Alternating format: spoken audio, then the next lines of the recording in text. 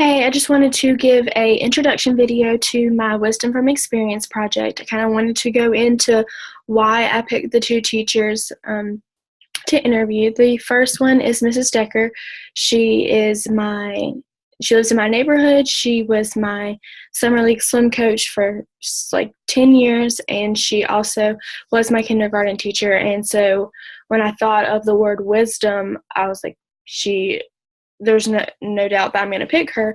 It was a little difficult to set up a time to video chat because that's originally what I wanted to do, and so we just went ahead and did email.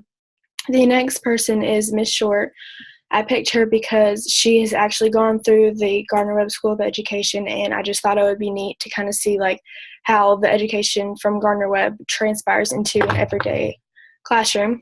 And I wanted to read the questions that I asked that I go into depth in the paper, but I didn't kind of say, like, these are the questions that I asked. I just wanted to say that in this video because the Google Slides is a much more informal, fun way of the Wisdom from Experience project.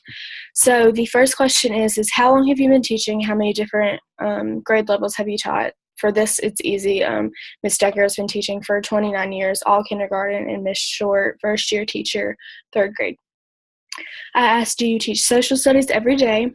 What do you do personally to stay up to date with what's going on in the world? And then I said, going off the last questions, do you inform students? If so, in what ways? I asked this question because I kind of struggle with that because you're always supposed to, keep your students up to date on current events. But with all of the negativity going on in the world today, I kind of wanted to get an insight from a teacher with how they do that. And because I know no matter if you tell your students, this is going on, they hear it at home, and how to kind of be prepared to answer those questions. Do you integrate social studies into different subjects, and if so, how often? What strategies and techniques work best for you when teaching social studies?